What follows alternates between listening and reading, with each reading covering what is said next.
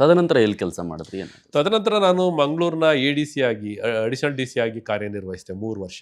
Okay. ಅದು ಮುಗಿದ ನಂತರ ನಾನು ಕನ್ನಡ ಕಲ್ಚರ್ ಡೈರೆಕ್ಟರ್ ಆಗಿ ನಾನು 3.25 ವರ್ಷ ಇದ್ದೆ. ಓಕೆ. ಅದು ನನ್ನ ವೃತ್ತಿ ಜೀವನ ಮತ್ತೆ ವೈಯಕ್ತಿಕ ಜೀವನ ಎರಡರಲ್ಲೂ ಬದಲಾವಣೆ ತಂದಂತ ಕಾಲಘಟ್ಟ. ಹೌದು. ಯಾಕೆಂದ್ರೆ ನಾನು ಸಾಹಿತ್ಯದ ವಿದ್ಯಾರ್ಥಿ ಅಲ್ಲ. ಸಾಹಿತ್ಯವನ್ನ ಒಂದು ಸಬ್ಜೆಕ್ಟ್ ಆಗಿ KS ಓದಿದ್ದೆ ಬಿಟ್ರೆ ನಾನು ಸಾಹಿತ್ಯದ ವಿದ್ಯಾರ್ಥಿ ಅಲ್ಲ. ಬಹಳ ಸಂದಿಗ್ಧ ಸಮಯದಲ್ಲಿ ನಾನು ಕನ್ನಡ ಸಂಸ್ಕೃತಿ ಇಲಾಖೆಗೆ ಬಂದಂತವನು. ಅಲ್ಲಿ ಪದಕ ಕಳುವಾಗಿದೆ, ಲೋಕಾಯುಕ್ತ ರೈಡು, ಆ ಇಲಾಖೆ ದುಡ್ಡಿನ ಎಲ್ಲ ಫೈಲ್ ಕದ್ದಿದ್ದಾರೆ, ಏನೇನೋ ದೊಡ್ಡ ಹಗರಣ ಆಯ್ತು. ಒಂದು 7-8 ತಿಂಗಳಿಂದ ಡೈರೆಕ್ಟರ್ಗಳು ಇರಲಿಲ್ಲ. ನಾನು ಅಲ್ಲಿಗೆ ಬಂದ ನಂತರ ನಾನು ಚಿಕ್ಕ ಹುಡುಗವಾಗ ಹೊಸದಾಗಿ ಇದ್ದಂಥವನು ಅಲ್ಲಿ ಸುಧಾರಣೆಗಳನ್ನು ನಾನು ಪ್ರಾರಂಭಿಸಿದೆ. ಬಹುಶಃ ಇವತ್ತು ನೀವು ಯಾವುದೇ ಆಫೀಸ್ನಿಂದ ಹಿಡಿದು CM ಆಫೀಸ್ವರೆಗೂ ಈ ಆಫೀಸ್ ಅಂತ ಇದೆ, ಮ್ಯಾನ್ಯುಯಲ್ ಕಡತಗಳು ನಿಂತಿದೆ. ಅದರ ಪ್ರಾರಂಭ ಮಾಡಿದವನೇ ಪೈಲಟ್ ಆಗಿ ನಾನು. ಯಾವುದೇ ಸರ್ಕಾರಗಳು ನನಗೆ ಹೇಳಿರ್ಲಿಲ್ಲ. ಆದ್ರೆ ನನಗೇನ್ ಅನ್ಸಿತ್ತು, ಅಲ್ಲಿ ಪದಕ ಕಳವು ಅಥವಾ ಫೈಲ್ ಕಿತ್ತಾಕ್ತಾರೆ, ಫೈಲ್ ಇದ್ ಮಾಡ್ತಾರೆ ಅಂತ ನಮ್ಮ ಉಮಾಶ್ರೀ ಅವರು ಅವಾಗ ಅದರ ಮಿನಿಸ್ಟರ್ ಇದ್ದ. ಅವ್ರು ಹೇಳಿದ್ರು, ನಾನು ರಿಪೋರ್ಟ್ ಮಾಡ್ತಿದ್ದಂಗೆ, ಯಾರೋ ಗೊತ್ತಿಲ್ಲಪ್ಪ ನೀನ್ ಚಿಕ್ಕ ಹುಡುಗ ಇದೆಯಾ, ನಿನ್ ಲೈಫ್ ಹಾಳು ಮಾಡ್ಕೊಂಡ್ಬಿಡ್ತೀನಿ, ಬಹಳ ಸಮಸ್ಯೆ ಇದೆ, ಹಾಳೆ ಕಿತ್ತಾಕ್ಬಿಡ್ತಾರೆ, ಫೈಲೇ ಕದ್ದು ಬಿಡ್ತಾರೆ, ಏನ್ ಮಾಡ್ತೀಯಾ ಅಂತ. ಅದಕ್ಕೆ ಪರಿಹಾರ ಅಂತ ನಾನು ಹೇಳಿ ಈ ಆಫೀಸ್ ಮಾಡ್ಲಿಕ್ಕೆ ಹೊರಟವ್ರು. ಇಡೀ ಇಂಡಿಯಾದಲ್ಲಿ ಅವಾಗ ಕೇವಲ 14 ಆಫೀಸ್, ಪ್ರೈಮ್ ಮಿನಿಸ್ಟರ್ ಆಫೀಸ್ ಸೇರಿ ಇದ್ದದ್ದು. ಅದರಲ್ಲಿ ಒಂದು 7-8 ಆಫೀಸ್ಗಳು ಈ ಆಫೀಸ್ ನಡ್ಸಕ್ಕಾಗಲ್ಲ ಅಂತ ಯಾವುದೋ ಅಸ್ಸಾಂನ ಒಬ್ರು DC ಅವರು, ಒರಿಸ್ಸಾ DC ಅವರು ನಿಲ್ಲಿಸ್ಬಿಟ್ಟಿದ್ರು. ಅಂತ ಸಂದರ್ಭದಲ್ಲಿ ನಾನು ಅವ್ರನ್ನ ರಿಕ್ವೆಸ್ಟ್ ಮಾಡಿ ಸೆಂಟ್ರಲ್ ಗವರ್ಮೆಂಟ್ ನಲ್ಲಿ NIC ಅವ್ರನ್ನ ಎಲ್ಲ ಮಾಡಿ ನಾನು ಒಂದು ಪೈಲಟ್ ಆಗಿ ನಮ್ಮ ಆಫೀಸ್ ಅನ್ನ ಶುರು ಮಾಡಿದೆ. ಅದು 1.5 ವರ್ಷ ಅವಾಗ ನ್ಯಾಷನಲ್ ರ್ಯಾಂಕ್ ಕೊಡ್ತಾ ಇದ್ರು. ನಾನು 1.5 ವರ್ಷ ಫಸ್ಟ್ ರ್ಯಾಂಕ್ ಇದ್ದೆ ಇಂಡಿಯಾದಲ್ಲಿ ಫೈಲ್ ಡಿಸ್ಪೋಸಲ್ ಅಲ್ಲಿ. ಸೊ ನಮ್ಮ ಆಫೀಸ್ ಒಂದ್ ರೀತಿ ಟ್ರೈನಿಂಗ್ ಸೆಂಟರ್ ಆಯ್ತು. ಕೊನೆಗೆ ಬೇರೆ ಬೇರೆ ಇಲಾಖೆಯವರು ಬಂದು ನೋಡ್ಕೊಂಡು ಅದನ್ನ ಇಂಪ್ಲಿಮೆಂಟ್ ಮಾಡ್ತಾ ಹೋದ್ರು. ನಾನು ವಿಜಯ ಭಾಸ್ಕರ್ ಸರ್ನ ಇವತ್ತು ನೆನ್ಸ್ಕೊಳ್ತೀನಿ, CS ಆಗಿದ್ದವರು. ನನ್ನ ಆಫೀಸಿಗೆ ಬಂದು ನೋಡಿ ಬಹಳ ಖುಷಿ ಪಟ್ಟು ಎಲ್ಲಾ ಸೆಕ್ರೆಟರಿಗಳನ್ನ ಕರೆದು ಹೇಳೋರು, ಈ ಆಫೀಸ್ ಶುರು ಮಾಡಬೇಕು, ಎಲ್ಲ ಕಡೆ ಆಗ್ಬೇಕು ಅಂತ ಒತ್ತಾಯ ಮಾಡಿ ಶುರು ಮಾಡಿದ್ರು. ಇವತ್ತು ಈ ಆಫೀಸ್ ಅನ್ನೋದು ಆಡಳಿತದಲ್ಲಿ ಬಹಳಷ್ಟು ಸುಧಾರಣೆಯನ್ನ ಮಾಡಿದೆ. ಅದರ ಪ್ರಾರಂಭದಲ್ಲಿ ನಾನು ಪೈಲಟ್ ಆಗಿ ನಾನು ಅದಕ್ಕೆ ಬೀಜ ಬಿತ್ತನೆ ಮಾಡಿದೆ ಅನ್ನುವಂಥದ್ದು ನನಗೆ ಬಹಳ ಹೆಮ್ಮೆ. ಹಲವು ಆರೋಪಗಳಿದ್ದಂತಹ ಒಂದು ಆಫೀಸ್ ಅನ್ನು ಒಂದು ಮಾದರಿ ಆಫೀಸ್. ಹೌದು. ಇವತ್ತು ನೀವು ಯಾವ್ದಾದ್ರು ಜಿಲ್ಲೆಗಳಲ್ಲಿ ಆಡಿಟೋರಿಯಂ ಇದಾವಲ್ಲ, ಇವಾಗ ಕುವೆಂಪು ರಂಗಮಂದಿರ ಇದೆ ಶಿವಮೊಗ್ಗ, ಅಥವಾ ಇನ್ಯಾವುದೋ ಒಂದು ರಂಗಮಂದಿರ, ಅದೆಲ್ಲ ಆನ್ಲೈನ್ ಅಲ್ಲಿ ಬುಕ್ ಆಗುತ್ತೆ. ಮೊದಲು ಯಾರಿಗ್ ಬೇಕು ಅವ್ರು ಬುಕ್ ಮಾಡ್ಕೊಳ್ತಿದ್ರು, ಅವ್ರವ್ರದೇ ಒಂದು ಹಿಡಿತದಲ್ಲಿತ್ತು.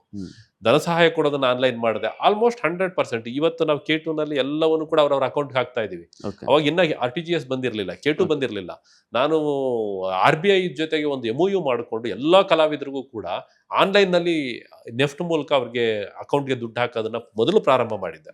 ಅದೇ ಆಧಾರದ ಮೇಲೆ K2 ಆದಾಗ ಅಲ್ಲಿಯ ರವೀಂದ್ರ ಅಂತ ಹೇಳಿ ನಮ್ಮ ಸೆಕ್ರೆಟರಿ ಅವರಿದ್ರು, ನೀನು ಇದೆಲ್ಲ ಮಾಡಿದೆ, ತಗೋ K2 ನ ಪೈಲಟ್ ಆಗಿ ಮಾಡು ಕನ್ನಡ ಕಲ್ಚರ್ ಅಲ್ಲಿ ಅಂತ. ಇಡೀ ರಾಜ್ಯಕ್ಕೆ ಫಸ್ಟ್ ಪೈಲಟ್ ಅನ್ನೋಕ್ಕೆ ನಾನು ಮಾಡಿದ್ದೆ. ಇವೆಲ್ಲ ಒಂಥರ ವಿಶೇಷವಾದಂತ ಅನುಭವ.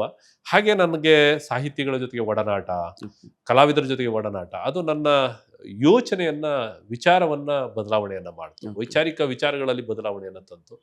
ನಾನು ಒಂದು ಕೃತಿಯನ್ನ ಬರೆದು ಒಬ್ಬ ಸಾಹಿತಿ ಆಗುವಂತ ಮಟ್ಟಿಗೆ ಬದಲಾವಣೆಯನ್ನ ತಂದಂತದ್ದು ಕನ್ನಡ ಮತ್ತು ಸಂಸ್ಕೃತಿ. ಓಕೆ.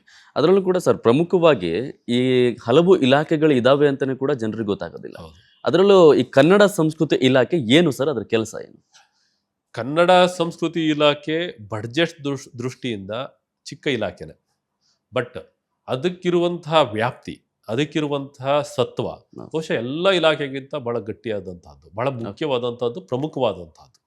ಹೇಗೆ ಅಂದ್ರೆ ನೋಡಿ, ನಾವು ಬೈತಿರ್ತೀವಿ ಮನೆಯಲ್ಲಿ ಸಂಸ್ಕೃತಿ ಎಲ್ಲ ಸಾಮಾನ್ಯ ಸಮಾಜದಲ್ಲಿ ನಾವು ಮಾತಾಡ್ತೇವೆ, ಸಂಸ್ಕೃತಿ ಹಾಳಾಯ್ತು, ಈಗೆಲ್ಲ ಮಕ್ಕಳಲ್ಲಿ ಒಂದು ಕಲ್ಚರ್ ಇಲ್ಲ, ಎಲ್ಲ ಆಧುನಿಕತೆ ಬಂದು ಎಲ್ಲ ಆಯ್ತು. ನಾವು ಹಿಂದೆ ನಮ್ಮ ತಂದೆ ತಾಯಿ ಈ ತರ ನಡ್ಸ್ಕೊಳ್ತಿದ್ದೆ ಎಷ್ಟೋ ಸಂಪ್ರದಾಯಗಳನ್ನು, ಟ್ರೆಡಿಷನಲ್ಸ್ ಎಲ್ಲ ಹೋಯ್ತು ಅಂತ ನಾವು ಬೈತೇವೆ. ಬಟ್ ಅದನ್ನ ಉಳಿಸ್ಲಿಕ್ಕೆ ನಾವೇನ್ ಮಾಡಿದ್ದೇವೆ? ಏನು ಮಾಡಿಲ್ಲ. ಹಿಂದೆ ನಮ್ಮ ಪೂರ್ವಜರು, ಅದರ ನನ್ನ ತಾತನ ಕಾಲದಲ್ಲೋ ಅಪ್ಪನ ಕಾಲದಲ್ಲಿ ಹಿಂದೆ ಏನಿತ್ತು ಅಂದ್ರೆ ಕಲಾವಿದ ಮತ್ತೆ ವ್ಯಕ್ತಿ ಒಂದೇ ಆಗಿತ್ತು. ಈಗ ರೈತ ಆದವನೇ ಉಳ್ಮೆ ಮಾಡ್ತಾ ಅವನೇ ಜಾನಪದ ಹಾಡು ಹಾಡೋನು, ನಾಟಿ ಮಾಡ್ತಾ ಹಾಡೋನು, ಬೀಸೋರಾಗ ಇತ್ತು, ಬೀಸ್ಕೊಂಡೇ ಜಾನಪದ ಕತೆ ಹಾಡುಗಳನ್ನ ಕಟ್ಟೋರು. ಈಗ ಹಂಗಿಲ್ಲ. ಅದು ಈ ಆಧುನಿಕತೆ ಬಂದಂಗೆ ಏನಾಯ್ತು, ಕಲೆ ಬೇರೆ ಆಯ್ತು, ಕಲಾವಿದ ಬೇರೆ ಆದ. ಕಲಾವಿದನೇ ಬೇರೆ. ಈಗ ನಾವೆಲ್ಲ ಸಾಮಾನ್ಯ ಜನರಷ್ಟೇ, ಕಲಾವಿದರಲ್ಲ. ಹಿಂದೆ ಹಂಗಿರ್ಲಿಲ್ಲ, ಜನನೇ ಕಲಾವಿದರಾಗಿದ್ರು.